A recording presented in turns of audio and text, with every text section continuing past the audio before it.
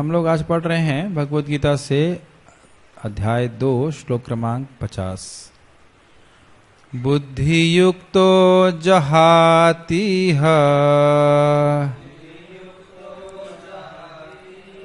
उभे सुकृत दुष्कृते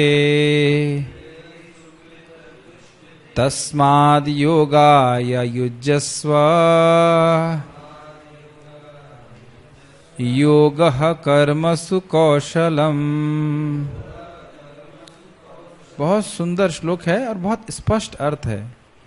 बुद्धि युक्तः, जो बुद्धि से युक्त है, अर्थात काम्य कर्म की कर्म नहीं करता है, कर्म फलों की इच्छा नहीं करता है, कर्म तो करता है लेकिन फलों की इच्छा नहीं रखता है, आसक्त नहीं होता है, वह व्यक्ति जहाती नष्ट करता है इह इस जगत में, इस जीवन में, उभय उभय मतलब दोनों, किसको? दोनों को, सुकृत को भी और दुष्कृत को भी। तो ये निष्काम कर्म योग की शक्ति को दर्शाता है कि जो इस प्रकार से बुद्धि योग में युक्त है, नियोजित है, वह जिहाती का अर्थ है वह अपने सुकृत और दुष्कृत, बुरे कर्म और अच्छे कर्म दोनों को ही नष्ट करता है, क्योंकि अच्छे कर्म भी दोबारा जन्म का कारण बनेंगे। इसलिए तस्माद योगाय युज्यस्व, योग से युक्त होकर के युज्यस्व, तुम युद्ध करो। केवल युद्ध करने के लिए नहीं बोल रहा, इस तरह लग जाओ। युज्यस्व, योग से युद्ध, योग भक्ति के लिए कह रहे हैं। इसमें क्या शब्द है? तस्माद योगाय युज्यस्व, योग के लिए योजित हो, मतलब लगो। और कह रहे हैं इसका अर्थ क्या है? योगः कर्मसु कौशलम। बहुत अच्छा है। कभी कभी लोग सोचते हैं कि योग करने से कर्म करने का कौशल प्राप्त होता है,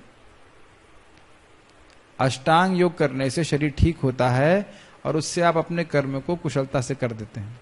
एक बार एक गृहस्थ भक्त आए, गृहस्थ भक्त नहीं थे, गृहस्थ व्यक्ति आए और ऐसे बात कर रहे थे। अकस्मात मेरे ऑफिस में आके बात कर रहे थे, तो कह रहे थे योगः कर्मसु कौशलम का अर्थ ये है कि अष्टांग योग, सच्ची घटना बता रहा हूं, मजाक के लिए नहीं बोल रहा हूं, सही में ऐसे वो बोल रहे थे कि जो लोग अष्टांग योग करते हैं उससे उनका शरीर ठीक रहता है, तो अपने कर्मों को कुशलता से कर सकते हैं। लेकिन ये नहीं है। कुशलता क्या बोली जाती है? सांप भी टूट जाए, सांप भी मर जाए और लाठी भी ना टूटे। उसी प्रकार से जो कार्य करने की प्रवृत्ति है उसको इस प्रकार से योज किया जाए, उस प्रकार से जोड़ा जाए, निष्काम कर्म की भावना से ऐसे कार्य किए जाएं कि कार्य भी होएं, कार्य भी करें, जगत में भी हम सही से रह सकें और कर्म करते हुए भी बंधन न लगे, सांप भी मर जाए और लाठी भी ना टूटे। तो हमें सुकृत भी प्राप्त नहीं हो, दुष्कृत भी प्राप्त नहीं हो, अपितु मुक्त होकर, शुद्ध होकर हम आत्मज्ञान की प्राप्ति करके जन्म बंध के मुक्त से, जन्म बंधन के, जन्म मृत्यु के बंधन से मुक्त हो जाए। ठीक है, तो उम्मीद है कि श्लोक की धारणा हो गई होगी। भक्ति में संलग्न मनुष्य इस जीवन में ही अच्छे तथा बुरे कार्यों से अपने को मुक्त कर लेता है। तो बुरे कार्यों से मुक्त करता है तो समझ में आती है, अच्छे कार्यों से मुक्त होने की क्या आवश्यकता है? दीपक प्रभु माइक पे बोलिए, ये मत बताइए कि क्या मतलब होता है, क्या जरूरत है अच्छे कार्यों से मुक्त होने की। यस, बोलिए बोलिए। पुण्य कार्य करेंगे तो दोबारा जन्म लेना पड़ेगा। यस, अगर अच्छे कार्यों के फल बने रहे और उन अच्छे कार्यों को फल की आकांक्षा से किया, ध्यान देने वाली बात है। कंबल बांट रहे हैं, अनाज बांट रहे हैं ताकि पुण्य मिले, आगे जन्म में भोगूं, तो आगे जन्म में भोगोगे। भोगने का मतलब है वही, बहुत धन मिलेगा, सब कुछ मिलेगा, लेकिन जो कष्ट हैं शरीर के वह नहीं जाते हैं। जैसे हमारे भक्त अभी आए वापस घर से, तो घर से कुछ धन दिया गया है तो जुकाम सताएगा नहीं? माइक पे बताइए। घर से 4-5 हजार रुपए अगर दिए गए हैं तो जुकाम में कुछ कम दर्द हो रहा है, कष्ट हो रहा है? नहीं, वो तो बराबर है, बराबर है। अगर कुछ भी नहीं देते, ऐसे भगा देते, बिना खिलाए भी भगा देते और जुकाम होता तो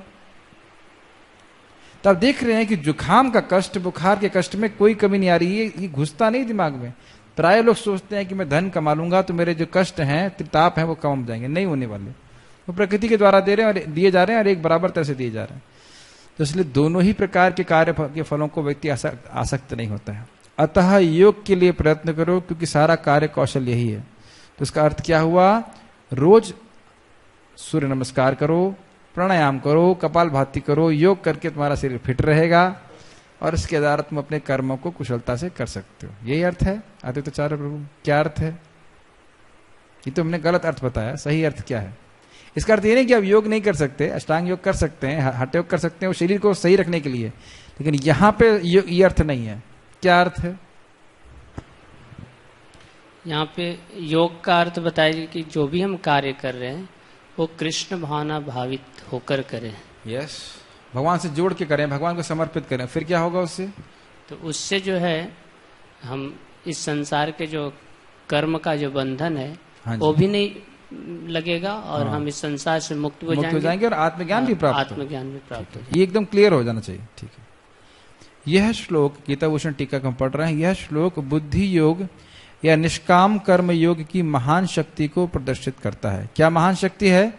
इस जगत में कर्म का फल मिलता ही है, लेकिन इस कर्म के फल को ध्वंस कर देता है निष्काम कर्म योग। जो और एक और अमेजिंग बात है कि पूर्वगत जितने भी किए हैं उनको भी ध्वंस कर देगा। दो बातें ध्यान देने वाली हैं।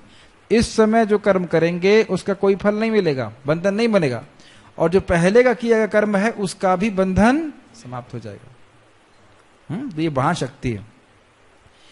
वह व्यक्ति जो अपनी बुद्धि का उपयोग करते हुए सारे कर्म करता है, जिससे कर्मों में मुख्य फल का त्याग होता है और फल प्राप्ति या प्राप्ति में समानता रहती है, अर्थात बुद्धि युक्ता, तो ऐसे व्यक्ति अनादि काल से अर्जित अच्छे और बुरे कर्म फलों को ध्वंस कर देता है। ये लाइन को समझिए।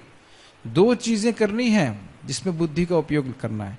जो कर्म कर रहे हैं उसके बदले में कर्म फल की इच्छा नहीं करना है। स्वर्ग प्राप्ति या इस जगत में यश प्राप्ति या धन प्राप्ति या और कुछ भी अभिलाषा नहीं करनी, पहला पॉइंट।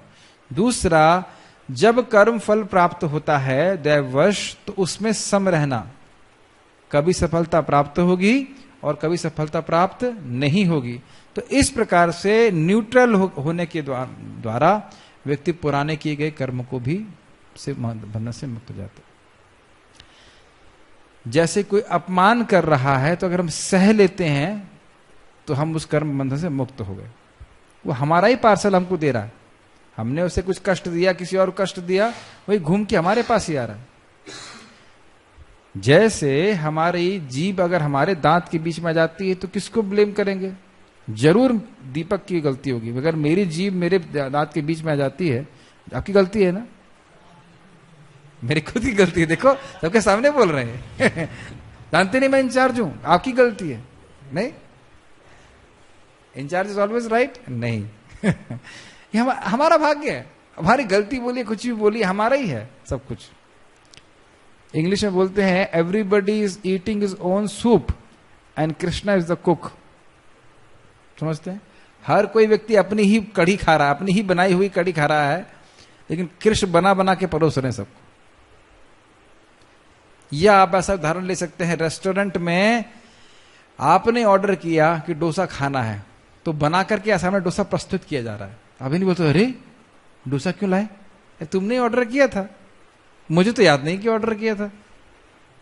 आपको याद नहीं हो कि नहीं हो, लेकिन आपका बिल बन चुका है, उसका आपको पेमेंट करना पड़ेगा। तो इसलिए इस तरह से सम रहने का प्रयास करना चाहिए। बहुत बार आप देखेंगे अपने जीवन में आपने कुछ नहीं किया और भौतिक सफलता प्राप्त हो जाती है, और आप बहुत बार देखेंगे कि आप बहुत प्रयास कर रहे हो, सफलता नहीं मिलेगी।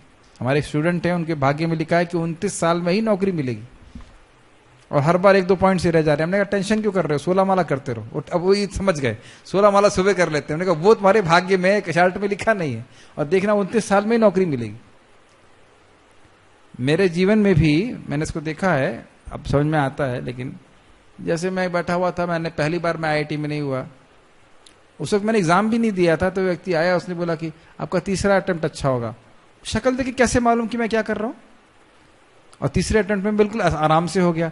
तो ये दिखाता है कि पहले से ही मटेरियल अचीवमेंट्स हैं वो सेट हैं। इसलिए समान भाव से व्यक्ति को भक्ति काम करना चाहिए, ज्यादा चिंता नहीं करना चाहिए। बल्कि किसी भी परिस्थिति में हम दुख भोगेंगे तो ये सारी बातों के लिए बुद्धि को लगाने की आवश्यकता होती है। बहुत जूझने की जरूरत नहीं इस जगत में कि हम जगत में संसार में कुछ करना है, संसार में केवल काम करना है, उसे बाहर निकलना है और कोई कार्य नहीं करना। ठीक है, ध्वंस कर देता है, जो आत्मज्ञान की प्राप्ति में बाधक है।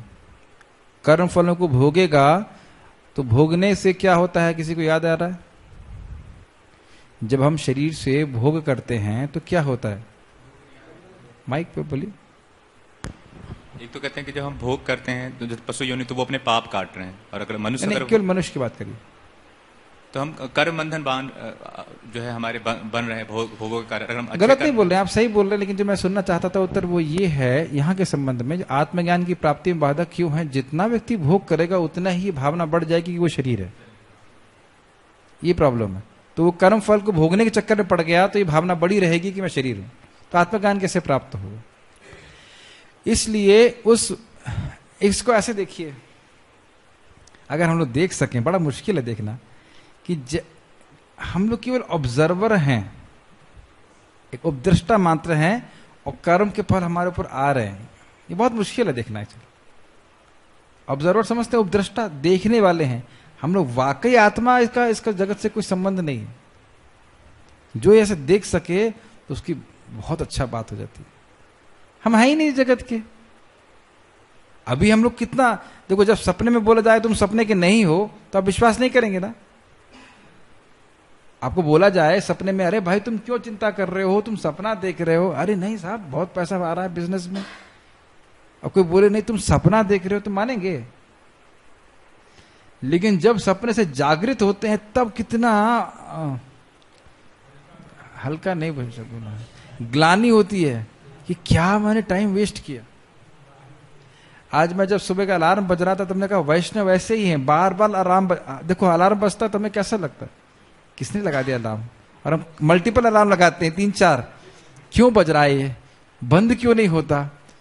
और वैष्णव इसी प्रकार से वही अलार्म बार बार बोलते रहते हैं, तुम शरीर हो, तुम भगवान के सॉरी तुम आत्मा हो, भगवान के अंश हो, भगवान के धाम जाना। ये एक ही बात क्यों बोलते हैं? ये मैं सुनना नहीं चाहता, मैं सोते रहना चाहता हूं।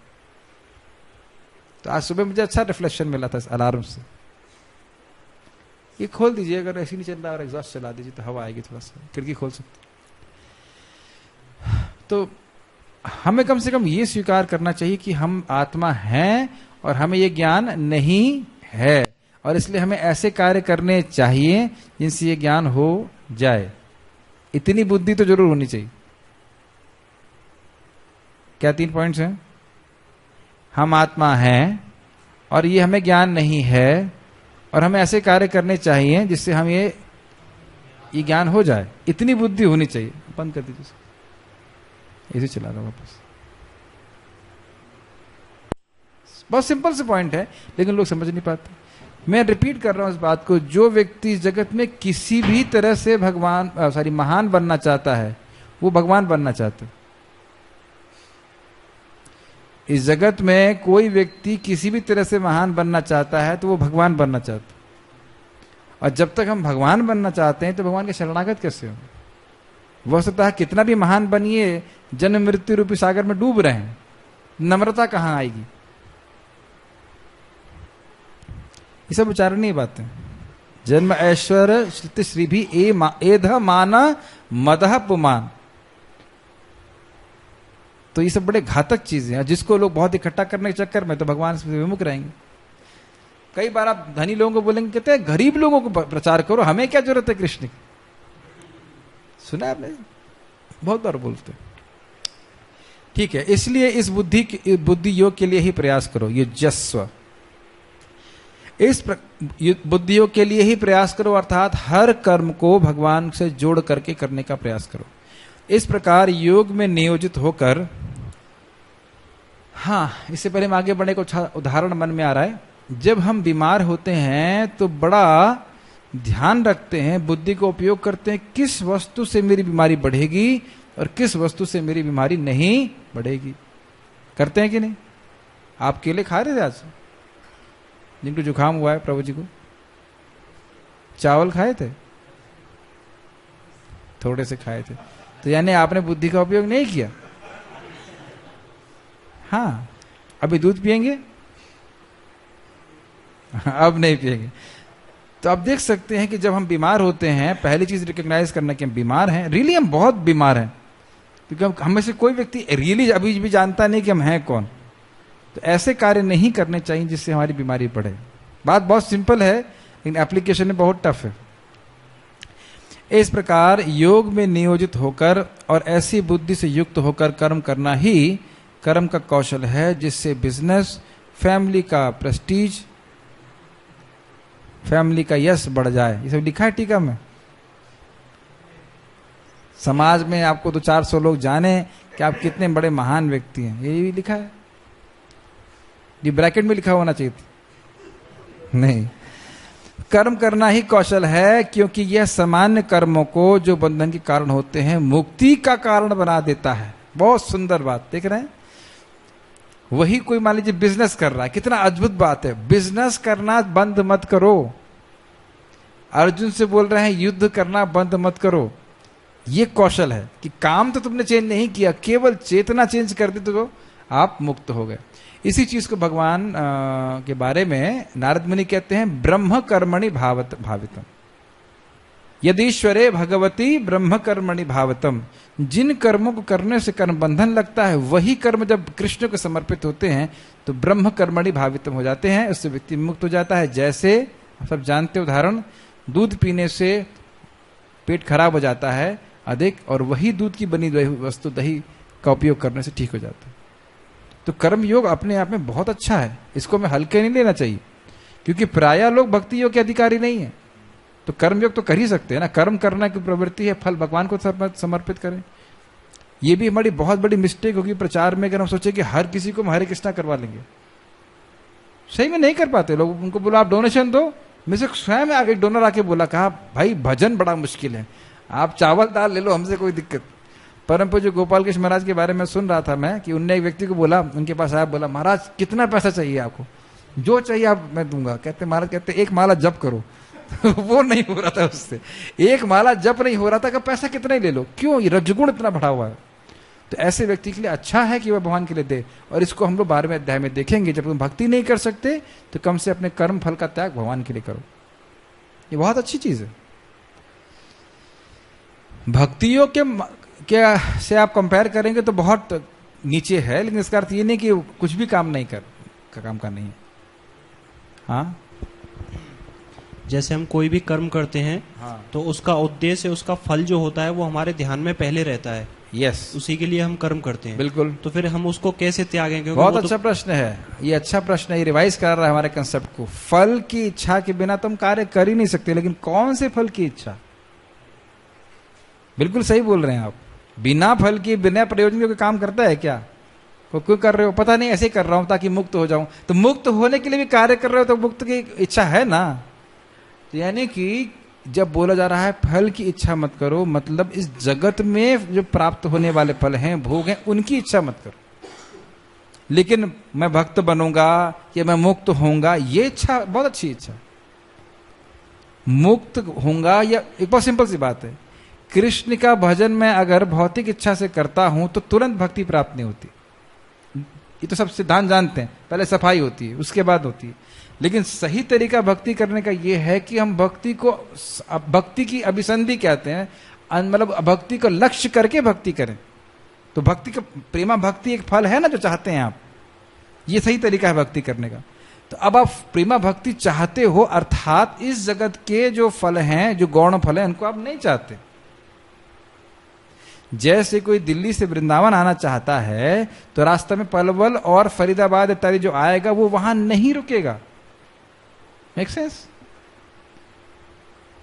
बिना उद्देश्य के कोई कुछ तो कोई करता ही नहीं। बिना उद्देश्य के कोई कार्य करने का कोई मतलब ही नहीं है। जैसे खाना बनाना, तो खाना बनाने का उद्देश्य क्या है? मैं खाऊंगा, बस उसको चेंज कर दो, भगवान को भोग लगाऊंगा। Simple, isn't it? तो ये कर्म का कौशल है। खाना बनाना बंद नहीं किया, इवन आपको पराठा अच्छा लगता है और वह भगवान को अर्पित करोगे, सचानंताया कल्पते। भगवान कृष्ण अपने श्रीमुख से बोलते हैं 11वें स्कंद में, तुम जो सोच रहे हो कि ये बहुत अच्छी चीज है, वही वस्तु तुम भगवान को अर्पण करो। खराब नहीं कि सड़ा हुआ मैंगो है, चलो बाल भोग हो गया, वो नहीं। आप सोच रहे हो ये पराठा बढ़िया है, कृष्ण को दूंगा, कृष्ण को बड़ा अच्छा लगेगा, तो यही व्यक्ति को अनंतता को प्राप्त करा देगा। बहुत अच्छा बात है जो कोट करते हैं नरसिंह पुराण से, पत्रेषु पुष्पेषु फलेषु अकृत लभ्येषु सदैव सत्सु। ये जो पत्र पुष्प फल जिन्हें खरीदने की जरूरत नहीं, प्राय मिल जाते हैं, खरीदेंगे तो बाजार में हर जगह मिलते हैं सस्ते में, वह भगवान को अर्पित कर दो, मुकुंद को जो मुक्ति देने वाले हैं। मुक्ति ऐसे मिल जाती है तो मुक्ति के लिए प्रयास करने की जरूरत क्या है? क्या इतना वेदांत पढ़ने की जरूरत है? भगवान को सेवा करो, बस हो गया। तो यहां हम ये देख रहे हैं कि कर्म का कौशल क्या है। कर्म का कौशल ये है कि व्यक्ति अपने कर्म को कृष्ण से जोड़ने का प्रयास करे। और आप इस चीज को 11.55 में भी देखते हैं, मत कर्म कृन मत परम। भगवान मेरे जीवन की परम लक्ष्य है और उनके लिए कर्म करना वाला व्यक्ति जाता है। तो ये बहुत पावरफुल है। और उदाहरण क्या बता रहे हैं? जैसे पारे को उसके जहरीले प्रभाव से शुद्ध कर दिया जाता है। अब ये उदाहरण क्यों दे रहे हैं? बड़ा सुंदर उदाहरण है। होम्योपैथी में एक दवा आती है, इसे कहते हैं मर्कसॉल। मर्कसॉल मतलब मरकरी सॉल्यूशन। और मरकरी यानी पारा अगर आप पी गए तो मर जाएंगे। मैंने तो दवा जब खा ली तब मालूम चला कि इसमें मरकरी है, तो मैं तो घबरा गया। लेकिन मर्कसॉल जहर नहीं है, वो आपकी बीमारी को ठीक कर देगा। तो एक पर्टिकुलर प्रोसीजर के द्वारा अगर मरकरी को ट्रीट किया जाता है तो वह दवा बन जाता है, अन्यथा वो जहर। तो जो कर्म करने से जो जहरीले हैं वो हमें जगत में बांध देंगे, वही कर्म कृष्ण को जोड़ देते हैं तो हम मुक्त हो जाएंगे। आप लोगों को लगता होगा ये सब बातें बार बार रिपीट कर रहे हैं, लेकिन ये बहुत बड़ा रहस्य है जो सामान्य लोगों को पता नहीं है कि नहीं? इसीलिए वो समझ नहीं पाते हैं कि भगवान को दान देने का, मंदिर को दान देने की क्या जरूरत है? गरीबों को खिलाओ, प्रश्न होता है ना। गरीबों को खिलाओ, कोई दिक्कत नहीं, लेकिन भगवान को भोग लाके प्रसाद वितरण करो। केवल खाना मत खिलाओ, क्योंकि तुमको भी खाने के लिए आना पड़ जाएगा फिर अगली बार। हो सकता खैर पंगत में तो नहीं बैठोगे, धन तो आप वापस घूम के आएगा, लेकिन उसको खाने के लिए, भोगने के लिए वापस आना पड़ेगा। कुछ पूछ रहे थे? जैसे अम्बरीश को प्रभुपाद जी को बोले थे कि मैं अपना बिजनेस बेच देता हूँ, हाँ, और पूर्ण रूप से मैं आपकी सेवा में रहता हूँ, लेकिन प्रभुपाद जी बोले नहीं, आप बिजनेस करो, यस, और उससे भगवान की सेवा करो, यस। तो ये जो है मतलब बहुत इंपॉर्टेंट पॉइंट है कि हमें सीखना है। कर्मयोग इसको बिल्कुल हल्के में नहीं लेना चाहिए, ठीक है। और उसमें भी एक इंटरेस्टिंग है कि कर्मयोग कर रहा है और कर्म फल दे रहा है भगवान को, और दूसरा व्यक्ति कर्म ही कृष्ण के लिए कर रहा है। वो बिजनेस भी इसीलिए कर रहा है कि सारा धन भगवान की सेवा में दे रहा है, तो वो तो व्यक्ति सन्यासी है, भौतिक इच्छा के लिए कार्य कर ही नहीं रहा है वो। तात्पर्य को पढ़िए। क्या नाम है हमारे दाशरथी प्रभु? जीवात्मा अनादिकाल से अपने अच्छे तथा बुरे कर्म के फलों को संचित करता रहा है। एक इंटरेस्टिंग पॉइंट है, अनादिकाल से कर्म फल को संचित किया है, तो यानी कर्म करने की प्रवृत्ति भी संचित है। आप किसी को बोल दोगे भैया मत करो, ऐसा नहीं हो सकता। हमारे एक मित्र हैं, महाराज जी के डिसाइपल, खुद अपने मुंह से बोल रहे थे, महाराज के रूम में बैठे थे, तो वो बहुत रजोगुणी हैं, तो महाराज बोले अरे भाई शांति से बैठ करके पढ़ो ना भागवत। तो महाराज जब बोले तो थोड़ी देर बैठे, वो फिर वो रेस्टलेस हो गए, फिर उधर उधर भाग रहे, ऐसे कुछ कर रहे हैं। तो कह रहे थे मेरे से बैठा ही नहीं जाता कि मैं एक जगह बैठकर भागवत पढ़ सकूं, क्योंकि रजोगुण इतना है कि एक जगह नहीं बैठ सकते। इसीलिए बहुत अन्य कार्यों में वो सेवा में नियोजित होकर के फिर शुद्ध हो जाते। यस। फलता व निरंतर अपने स्वरूप से अनभिज्ञ बना रहा है। ये समझ में आई? कर्मों को करने से, भोग के कार्य करने से ये भावना बढ़ गई कि मैं ये शरीर हूं। यस। इस अज्ञान को भागवत गीता के उपदेश से दूर किया जा सकता है। और पहला ज्ञान उपदेश क्या है? हम लोग शरीर नहीं आत्मा है। यस। यह हमें पूर्ण रूप में भगवान श्री कृष्ण की शरण में जाने तथा जन्म जन्मांतर कर्म फल की श्रृंखला का शिकार बनाने से मुक्त होने का उपदेश देती है। अतः अर्जुन को कृष्ण भावना अमृत में कार्य करने के लिए कहा गया है, क्योंकि कर्म फल के शुद्ध होने की यही प्रक्रिया है। तो शुद्ध कैसे हो रहा है? जैसे पारा शुद्ध हो जाता है और वही दवा का कार्य करता है। और दूध और दही वाले एग्जाम्पल दिया था, तो ये बहुत सुंदर है। तो योगः कर्मसु कौशलम। तो हमने पहले एक बार रिवाइज कर लेते हैं। श्लोक में क्या सीखा? श्लोक था बुद्धि युक्तो जहाति इहा उभे सुकृत दुष्कृते। जो व्यक्ति बुद्धि से युक्त होकर बुद्धि योग में नियोजित होता है वह जहाति नष्ट कर देता है, सुकृत अच्छे और बुरे दोनों प्रकार के कर्मों को। इसलिए तुम योग के लिए ही प्रयत्नशील रहो और योग ही सारे कर्मों को करने का कौशल है। क्लियर है? कोई प्रश्न है? ठीक, नेक्स्ट। कर्मजम बुद्धि युक्ता ही फलम त्यक्त्वा मनीषिणः जन्म बंध विनिर्मुक्ताः पदम गच्छन्त्यनामयम्। बहुत सुंदर है। कर्मजम, प्रभुपाद बड़ा अच्छा बता रहे हैं, सकाम कर्मों के कारण बुद्धि युक्ता मतलब भक्ति में लगे हुए ही मतलब निश्चय ही फलम त्यक्त्वा फलों को त्याग कर मनीषिणी जन्म बंध के से मुक्त होकर के पदम गच्छन्त नामयम अर्थात भगवान के धाम की प्राप्ति करते। इतना शक्तिशाली। इस तरह भगवत भक्ति में लगे रहकर बड़े बड़े ऋषि मुनि अथवा भक्तगण अपने आप को इस भौतिक संसार में कर्म के फलों से मुक्त कर लेते हैं। कर्मजम जैसे अंडज मतलब अंडे से उत्पन्न, स्वेदज मतलब पसीने से उत्पन्न, तो कर्मज मतलब कर्म से उत्पन्न। ये जो श्रृंखला है जन्म मृत्यु की उसको तोड़ देते हैं भक्त लोग। इस प्रकार वे जन्म मृत्यु के चक्र से छूट जाते हैं और भगवान के पास जाकर उस अवस्था को प्राप्त करते हैं जो समस्त दुखों से परे है। एक बात हमें ध्यान देनी चाहिए कि 16 माला के बाद भी हम कोई कर्म न बनाने लग जाएं। समझ में? 16 माला करने के बाद ये नहीं है कि अब हम फ्री हो गए कुछ भी करेंगे, ये सोच लेना चाहिए। उसके बाद भी यज्ञर्थात कर्मणो अन्यत्र लोकोयम कर्म बंधना। क्या बोल रहे हैं, क्या, चलिए सोचने की तो छूट है अभी कलयुग में, कोई बात नहीं, लेकिन क्या बोल रहे हैं, क्या कर रहे हैं, क्या वो कृष्ण के संबंध में है? ये बहुत टफ है, क्योंकि इतना कॉन्शियस हम लोग होते नहीं, कॉन्शियस मतलब सचेत नहीं होते। मैं स्पेशली भक्तों की बात कर रहा हूं जो मंदिर में रहते। क्या हम जो बातें कर रहे हैं क्या उससे कृष्ण प्रसन्न हो रहे हैं? महाप्रभु ने कहा कि अगर तुम्हारी मुझसे जरा सी भी प्रीति है तो न तो कृष्ण के अलावा कुछ बोलो और न कृष्ण के नाम के अलावा ना तो कुछ बोलो, न कृष्ण के कथा के अलावा कुछ बोलो, बस यही। और अगर हम कुछ बोल रहे हैं तो प्रीति में बहुत कमी है।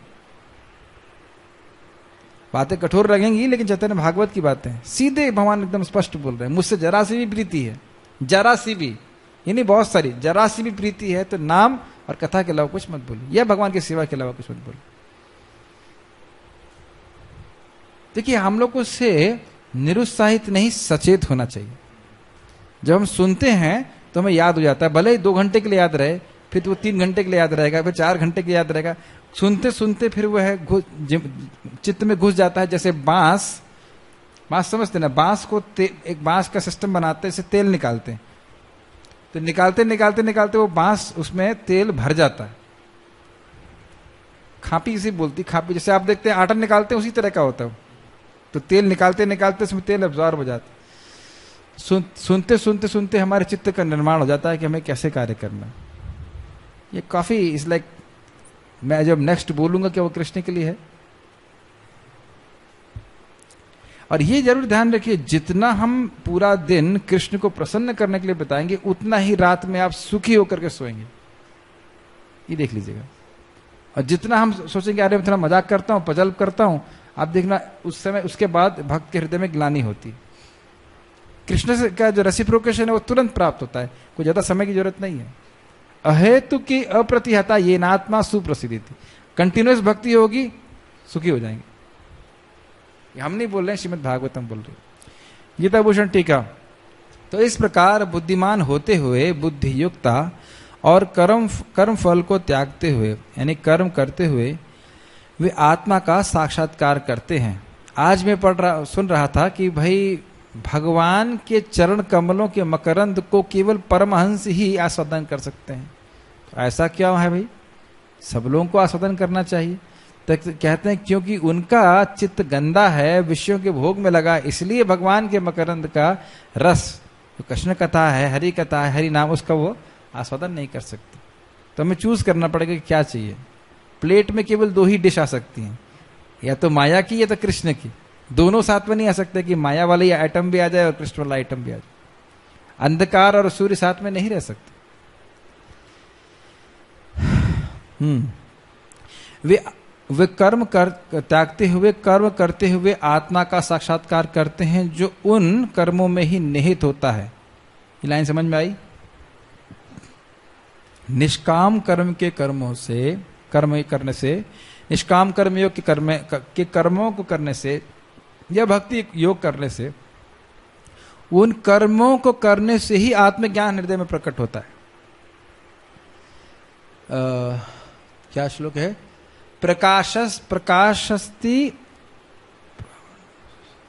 कर्मणि प्रकाशति अभ्यास, प्रकाशश्च कर्मणि अभ्यासात। वेदांत सूत्र का ये श्लोक है। प्रकाशश्च कर्मणि अभ्यासात। बार बार उन भक्ति के कर्मों का अभ्यास करने से हृदय में ज्ञान का प्रकाश होता है। इसीलिए कोई पूछे कि एक ही हरे कृष्णा करने की क्या, से अधिक करने की क्या जरूरत है? क्योंकि इसका अनुभव आप जीवन में स्वयं करेंगे, इसलिए आपको बार बार अभ्यास की आवश्यकता है जब तक वह फल प्राप्त ना हो जाए। तो यही बात यहां पे बोल रहे हैं। आगे पॉइंट आएगा कि अर्जुन पूछेंगे कितना समय लगेगा, तो उत्तर है कि समय का कोई मानदंड नहीं है। अगर मैं पूछूं कितना समय लगता है प्रेम भक्ति प्राप्त करने में, दीपक प्रभु कितना समय लगता है बताइए? समय का भगवान कह रहे हैं कोई मानदंड नहीं है। जैसे करेंगे कर्म वैसे होगा फल। जिस प्रकार से, जिस इंटेंसिटी से, जिस भाव से भक्ति करोगे उसके अनुसार मिलेगा। अपराध नहीं करेंगे जल्दी मिल जाएगा, अपराध करेंगे तो टाइम लगेगा। कोई टाइम फ्रेम नहीं कि साल 2 साल या एक दिन, एक क्षण। ये आगे आएगा, बड़ा इंटरेस्टिंग है वो पॉइंट। तो इस प्रकार जन्म बंधन से मुक्त होकर ये लोग उस पद को प्राप्त करते हैं जो दुखों से मुक्त है, जिसका नाम है अमेरिका पदम। लिखा है? नहीं, यूरोप पदम लिखा है, अनामयम पदम लिखा है। वैकुंठ अर्थात वैकुंठ की प्राप्ति करते हैं। तो क्योंकि आपने अपने श्रेय के विषय में पूछा था, इसलिए आपको अपने नियत कर्मों में नियोजित होना, क्योंकि आत्मज्ञान परमात्मा के ज्ञान का कारण पूरा से हुआ नहीं है। क्योंकि आपने अपने श्रेय के विषय में पूछा था, इसलिए आपको अपने नियत कर्मों में नियोजित होना ही आपके लिए श्रेय है। ये लिखा, पूरा अनुवाद नहीं कर पाया, नहीं किया गया है। अर्जुन ने पूछा था कि निश्चित रूप से मेरा श्रेय क्या है, मुझको बताइए, मुझे क्या करना चाहिए जिससे मेरा कल्याण हो। तो भगवान ने यहाँ पे बताया कि तुम युद्ध करो लेकिन फल की इच्छा ना करो, यही तुम्हारे लिए सर्वाधिक श्रेय की प्राप्ति कराने वाला है। समझ में आया? दूसरे अध्याय की शुरुआत में अर्जुन पूछते हैं ना, शिष्यस्ते हम शादी माम त्वाम प्रपन्नम, मेरे लिए परम श्रेय क्या है आप बताइए। तो भगवान यहाँ बता रहे हैं कि तुम्हारे लिए इस समय, तुम्हारे लिए युद्ध करना ही सर्वश्रेष्ठ है, लेकिन निष्काम भावना से युद्ध करना श्रेष्ठ है, क्योंकि इससे न तुम स्वर्ग की प्राप्ति करोगे अपितु तुम भगवत धाम की प्राप्ति करोगे। क्योंकि आत्मज्ञान परमात्मा के ज्ञान का कारण होता है, जिससे वैकुंठ की प्राप्ति होती है। इसलिए यहां कहा गया है कि आत्मा का ज्ञान भी वैकुंठ की प्राप्ति कराने वाला है। ये क्यों कह रहे हैं? हमने सीखा था कि निष्काम कर्म योग से आत्मज्ञान होता है, और हमने यह भी सीखा था कि आत्मज्ञान वह दीपक है जिसके द्वारा परमात्मा का ज्ञान होता है। याद आ रहा है? सब हमने चर्चा कर चुके हैं। इसलिए बोला जा रहा है क्यों, और परमात्मा का जो ज्ञान हो जाएगा तो वैकुंठ की प्राप्ति होगी। इसलिए बोला जा रहा है कि यह परम श्रेष्ठकर है कि आप युद्ध करें लेकिन निष्काम भावना से करें। स्पष्ट तात्पर्य मैं पढ़ रहा हूं। मुक्त जीवों का संबंध उस स्थानों से होता है, उस स्थान से होता है जहां भौतिक कष्ट नहीं होते। कल्पना कर सकते हैं ऐसे स्थान की? कभी भी मैं वैकुंठ के बारे में सोचता हूं तो मैं सोचता हूं कि वहां पे गर्मी नहीं होगी। हमेशा मैं सोचता हूँ वैकुंठ ठंडा ठंडा लगेगा सब कुछ, पता नहीं क्यों सोचता हूँ। कैसा लगेगा तो पता नहीं, वहां पर जाके मालूम होगा। लेकिन जब भी मैं वैकुंठ के बारे में कल्पना करता हूँ, सोचता हूँ जैसे एसी होता, ठंडा ठंडा कूल कूल ऐसा लगेगा। पता नहीं कैसा लगेगा, लेकिन है ना, सोचते हैं ना, गर्मी बहुत परेशान करती है, जाड़ा भी परेशान करता है। भागवत में कहा गया है समाश्रिता से नहीं होना चाहिए, समाश्रिता ये पद पल्लव प्लवम महत्पदम पुण्य यशो मुरारे भवाम्बुदिर्वस्य पदम परम पदम पदम पदम यद विपदाम न तेषाम। जिसने उन भगवान के चरण कमल रूपी नाव को ग्रहण कर लिया है, जो दृश्य जगत के आश्रय हैं और मुकुंद नाम से विख्यात हैं, अर्थात मुक्ति के दाता हैं, उसके लिए भवसागर, यह भवसागर गोखुर के समान समाये जल के समान है। एक्चुअली गोखुर बोला जा रहा है, लेकिन वस्तुतः यह है वत्सपद। वत्सपद मतलब गाय के बच्चे के पांव से जितना बड़ा गड्ढा हो जाए उतना। अब इसमें बड़ा इंटरेस्टिंग टीका है, जब श्लोक आ ही गया है तो हम करते हैं थोड़ी चर्चा। तो प्रभुपाद जी से समझाते हैं कि आचार्य लोग भगवान के चरण कमल, बैक क्यों आ रही आवाज, चरण कमल की आश्रय लेते हैं, तो ये जो चरण कमल रूपी नाव है उसका आश्रय लिया और भवसागर पार कर गए। तो अब पार कर गए तो वापस तो आएंगे नहीं, तो हमारे पास नाव कैसे आएगी? अब ये कह रहे हैं कि नाव छोड़ के जाते हैं, तो अगर नाव छोड़ के जाते हैं तो फिर पार कैसे किए? तो ये उन्होंने बड़ा अच्छा उत्तर दिया कि नाव की आवश्यकता ही नहीं होती है, क्योंकि जैसे ही वो नाव को अप्रोच करते हैं, नाव के पास जाते हैं, जो भव सागर है वह वत्स पद के समान हो जाता है, फिर वो लंघ जाते हैं। तो इसलिए नाव जो है वो इसी शोर पे रहती है, इसी तट पे रहती है हमारी तरफ। और नाव का मतलब क्या है प्रभुपाद बड़ा सुंदर बताते हैं। आप लोगों से निवेदन है कि अगर हो सके तो उसके तात्पर्य को आज ही पढ़ लीजिएगा, बहुत सुंदर है। इसी वाले को बहुत सुंदर तात्पर्य है, जबरदस्त, बहुत प्रेरणादायक है। वो कहते हैं जब भी कोई आचार्य आते हैं तो उनका कर्तव्य है कि बद्धात्माओं के लिए ऐसी व्यवस्था करें जिसको ग्रहण करने से, इसको स्वीकार करने से कृष्ण को उस बद्धात्मा की सेवा स्वीकार हो जाए। फिर प्रभुपाद जी कहते हैं कि 16 माला का जप ये प्रमाणिक विधि विधान है जिसके द्वारा कृष्ण की सेवा स्वीकार हो जाती। तो वही इंगित करता है कि जो व्यक्ति 16 माला कर रहा है, ये 4 नियम का पालन करेगा, वो भव सागर से पार हो जाएगा।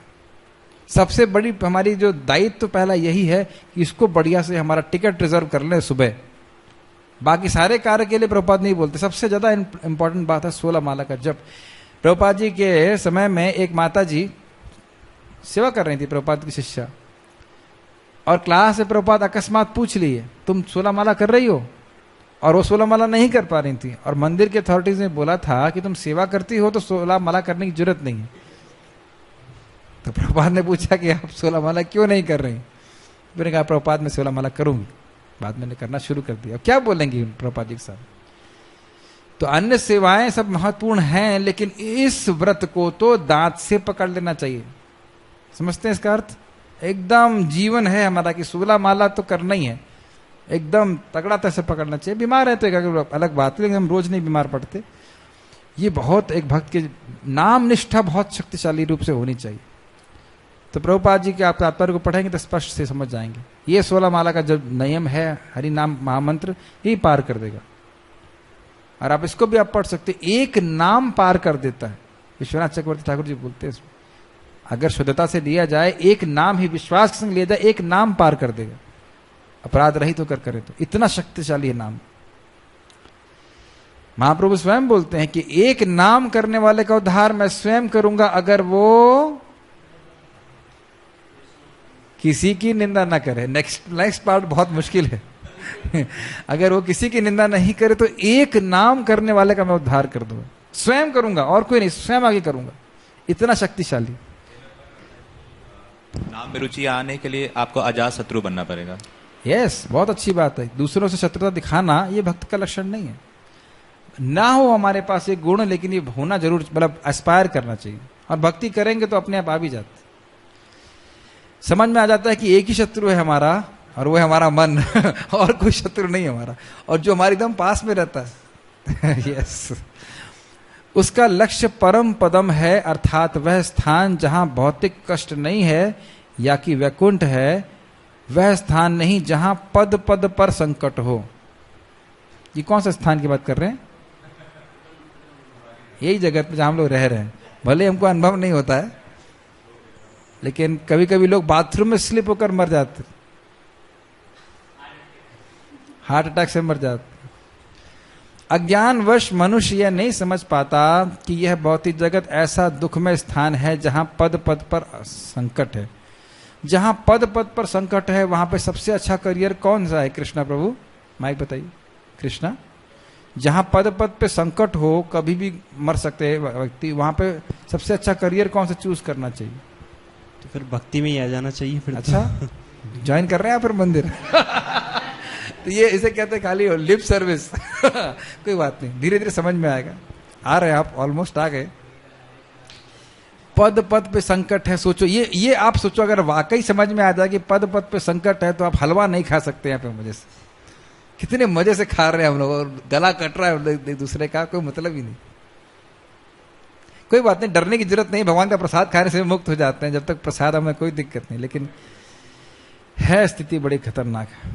और हम सोच रहे हैं कि हमारे माता पिता बचा लेंगे, अभी बहनों की शादी करनी है, ये काम करना है, वो काम करना है, और हम मर के खत्म हो जाते हैं। और ये मैं किसी को मतलब ऐसे मजाक के लिए नहीं बोला, सही में मेरे एक मित्र की ऐसे मृत्यु हुई, जो बोलता था कि मैं अपनी माँ की सेवा करूंगा, और हरे कृष्णा करा उसने 1-2 माला, लेकिन बाद में करूंगा, मर के खत्म। 2006 मर गया।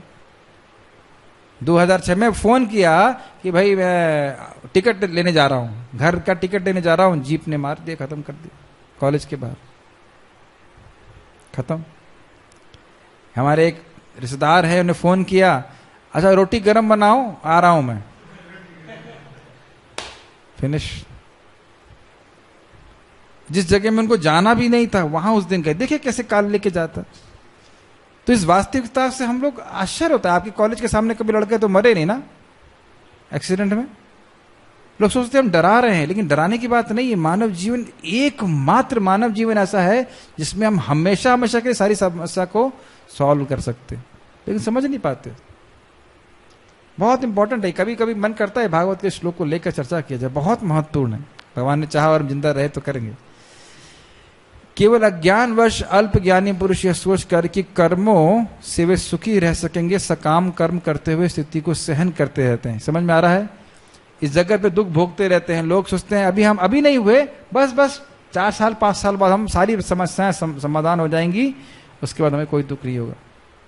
स्टूडेंट सोचते हैं बस नौकरी लग जाए फिर सारी टेंशन खत्म। सारी टेंशन तभी शुरू, उसका क्योंकि शादी हो जाए तो बस टेंशन खत्म, वो तो सबसे बड़ी टेंशन शुरू हो जाएगी। उसके बाद फिर कहेगा बच्चे हो जाए तो टेंशन खत्म। नहीं, वही एक के बाद एक टेंशन होती रहेगी। भागवत में बोला गया है सुखानि कर्माणि करोति लोके, सुना है श्लोक? कि सुख की प्राप्ति के लिए लोग कर्म करते हैं, लेकिन इसका हम तो विपरीत होता देखते हैं, दुख प्राप्ति हो रही। ये सब स्थिति है। उन्हें यह ज्ञात नहीं है कि इस संसार में कहीं भी कोई शरीर दुखों से रहित नहीं। बड़ी एक एक लाइन प्रभुपाद की कितनी हेवी है। संसार में सर्वत्र जीवन के दुख, जन्म, मृत्यु, जरा तथा व्याधि विद्यमान है, किंतु जो अपने वास्तविक स्वरूप को समझ लेता है, इन सबको समझने के लिए बुद्धि चाहिए, किंतु जो अपने वास्तविक स्वरूप को माया के स्वामी के रूप में समझ लेता है, इसमें लिखा नहीं है, कोई गलती नहीं इसमें। क्या गलती है? माया के स्वामी की नहीं है, माया के दास हैं और पिटाई हो रही है। तो ये वास्तविक स्वरूप नहीं है। वास्तविक स्वरूप है हम कृष्ण के दास हैं, तो कृष्ण के दास के रूप में समझ लेता है और इस प्रकार भगवान की स्थिति को समझ लेता है, वही भगवान की प्रेमा भक्ति में लगता है। मैं कृष्ण का दास हूं और मेरा एकमात्र कर्तव्य है कृष्ण की सेवा करना। एक अच्छी बात है कि ना भी भावना आए, हरि नाम करते रहेंगे तो ये भावना फिर जागृत होगी।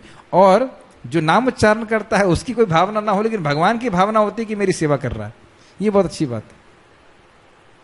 फलस्वरूप वह वैकुंठ लोक जाने का अधिकारी बन जाता है, जहां ना तो भौतिक कष्टमय जीवन है, न ही काल का प्रभाव तथा मृत्यु। कभी कभी लोग सोचते हैं कि इस जगत में भी महान बन जाए, भगवान के धाम भी चले जाए, ये बहुत बढ़िया है। ये भी नहीं होता, ये भी नहीं होता। अगर हमारी अभिलाषा है, जैसे आपने उदाहरण दिया, प्रभुपाद जी की आज्ञा से वो बिजनेस कर रहे थे डिटैच्ड मोड में, वो एक आगे की बात है। युधिष्ठिर महाराज बने राजा भगवान की आज्ञा से, आगे की बात है। जैसे भगवान गए, तुरंत युधिष्ठिर महाराज ने पूरे राज्य को लात मार के तुरंत छोड़ दिया, तुरंत छोड़ दिया। तब देख सकते हैं कि उनकी कृष्ण की प्रीति से प्रीति थी, राज्य से कोई प्रीति नहीं। ठीक है, जहां ना तो भौतिक कष्ट में अपने स्वरूप को जानने का अर्थ है भगवान की अलौकिक स्थिति को भी जान लेना। ये हमने पढ़ा था, आत्मज्ञान परमात्मा ज्ञान लिंक्ड है। जो भ्रमवश यह सोचता है कि जीव की स्थिति तथा भगवान की स्थिति एक समान है, उसे समझो कि वह अंधकार में है और स्वयं भगवत भक्ति करने में असमर्थ है। कोई सोचे कि मैं अभी तो जीवात्मा हूं लेकिन बाद में भगवान बन जाऊंगा, तो ये कोई सच्ची भक्ति नहीं है, वो कभी शुद्ध भक्ति नहीं कर सकता। वह अपने आप को प्रभु मान लेता है और इस तरह जन्म मृत्यु की पुनरावृत्ति का पथ चुन लेता है। याद आ रहा है मैंने बोला था ना, इस जगत में महान बनने का मतलब है हम भगवान बनना चाहते हैं। यस, मैंने नहीं बोला था, यहां पे स्पष्ट हो रहा है। प्रभु मानने का मतलब है फिर से चलो भाई नेक्स्ट, अभी अच्छे वाले भगवान नहीं बने, आगे के अपॉर्चुनिटीज अच्छे हैं, आगे अगला जन्म में करियर अच्छा बनेगा आपका। किंतु जो यह समझते हुए कि उसकी स्थिति सेवक की है, अपने को भगवान की सेवा में लगा देता है, वह तुरंत ही वैकुंठ लोक जाने का अधिकारी बन जाता है। भगवान की सेवा कर्मयोग या बुद्धि योग कहलाती है, जिसे स्पष्ट शब्दों में भगवत भक्ति कहते हैं। तो सीधे से प्रभुपाद जी बड़े कृपालु हैं, सीधे भगवत भक्ति में लेके आना चाहते हैं। हरि नाम करो, भगवान का प्रसाद खाओ, भगवान को प्रणाम करो, पार हो जाओ, और कुछ करना नहीं। ठीक है, कोई प्रश्न? ठीक है, स्टॉप। हाँ, कोई प्रश्न है? यस। यहाँ पे भगवान की सेवा कर्मयोग कहलाती है। ये देखिए, ये भगवान की सेवा कर्मयोग से शुरू होती है। मान लीजिए कोई व्यक्ति नाम जप नहीं कर सकता है, तो कम से कम कर्मों को भगवान से जोड़ने का प्रयास करे, अपने कर्म फल को भगवान को दे, कोई डोनेशन दे, कुछ करे। लेकिन अंततो गत्वा डायरेक्ट भक्ति में लगना ही, स्वरूप से भक्ति में लगना ही भगवान का सेवा है सच्ची। अब देखो प्रैक्टिकली बहुत से लोग मंदिर में बहुत सारी सेवा कर देंगे, लेकिन को बोलो भागवत में क्लास में बैठना है, अरे ये बहुत तकलीफ है, मैं सेवा कर रहा हूं, मैं सेवा कर रहा हूं। उस सेवा का बहाना करके जो उसकी जो अरुचि है वह छुपाना चाहता है भागवत से। बहुत लोग मिलेंगे आपको, आप उनको बोलो सेवा कर, तो सेवा कर देंगे, लेकिन बोलो जप करो, नहीं करेंगे। मंगल आरती के लिए वो नहीं करेंगे। तो जो लोग मंगल आरती के लिए आ रहे हैं, जप कर रहे हैं, वह कोई साधारण लोग नहीं है। जो लोग भक्ति स्वरूप सिद्ध भक्ति में लगे हैं, उनकी चेतना, उनका कमिटमेंट का लेवल कहीं अधिक है। लेकिन हाँ, एकदम भौतिकतावादी से बहुत अच्छा है कर्मयोगी व्यक्ति जो अपने कर्मों कृष्ण को समर्पित कर रहा है, तो फिर भक्ति में प्रगति कर रहा है। ठीक है, so we shall stop now.